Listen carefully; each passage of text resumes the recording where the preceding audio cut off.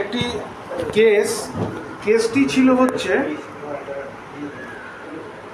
expansile lytic lesion with internal calcification at anterior aspect of left 7th rib osteomyelitis।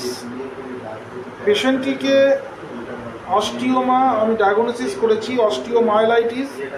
ওখানে USG এই CT scan report ওরা দেখিয়েছিল আগের বার।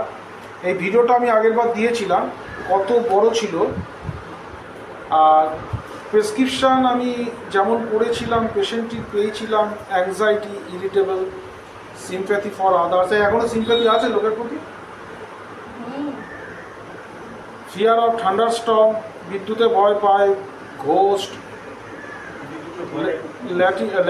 ল্যাসিটিউড আছে, মানে অলসতা, অবস্টিনেট, প্রোফাউন্ড। এর উপর আমি ফসফরাস আমি প্রেসক্রাইব করেছিলাম in 50 ml scale of potency.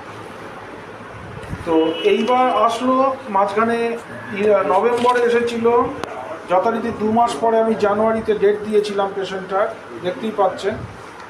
আবার আসলো হচ্ছে মেতে, অর্থাৎ 4-5 মাস ওষুধই খাইনি পেশেন্টটির। এইবার আমি কন্ডিশনটা একটু দেখাবো, দেখি কত অনেক বড় ছিল। এইবার এটা এইটুকানি লোকালাইজড হয়েছিল, আরও ছোট হয়ে গেছিলো তো নাকি? হ্যাঁ, আরও ছোট হয়ে গেছিল, কিন্তু 5 মাস আর ওষুধই খাইনি। এইখানে আইদার স্ট্যাগনেন্ট হয়ে গেছিলো, এই যে এখন এইটুকু আছে, এই জায়গাটা পুরো এরকম বড় ফোলা ছিল। আর অনেক হাতে পাতে অনেক নিউরোফাইব্রোমা ছিল, সেগুলো অনেকটা কমে গেছিলো। এখন আবার একটু একটু করে, আসলে কোর্সটাই কমপ্লিট হলো না, ঠিক করে হলো না, যার ফলে এই জিনিস দাঁড়ালো। অস্টিওমাইলাইটিস এই রোগও কিন্তু হোমিওপ্যাথিতে সুন্দর করে রিকভার করে যাচ্ছে। নিউরোফাইব্রোমা আমি লিখে রেখেছিলাম আগের বার, এই হিস্ট্রি সবারই থাকে আমার কাছে।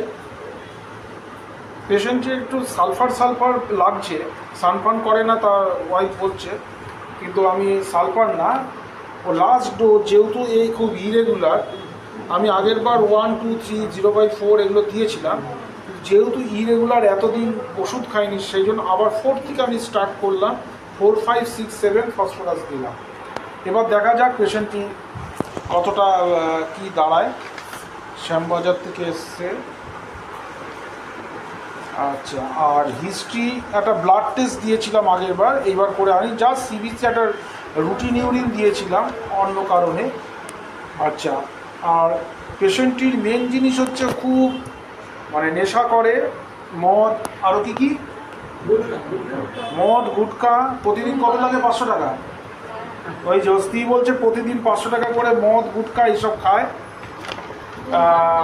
এই খেয়ে তার আমি জানি না, এই ওষুধ, তার উপরে সিগারেট, তার উপরে এই তো স্ত্রী বলছে। আর কি খায়? সিগারেট না পেলে বিড়ি খায়, তারপরে গুটখা খায়, মাল, আর কিছু খায় না, এই কটা নেশাই করে।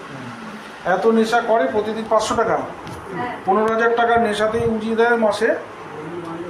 এখন এই হচ্ছে কেস। তো ফসফরাস দিয়েছিলাম, অনেকটাই উপকার হয়েছে। আবার ফসফরাস আমি ইনক্রিজ পোটেন্সিতে রান করালাম, এইবার দেখা যাবে কী দাঁড়ায়। ওকে, থ্যাংক ইউ ভেরি মাচ।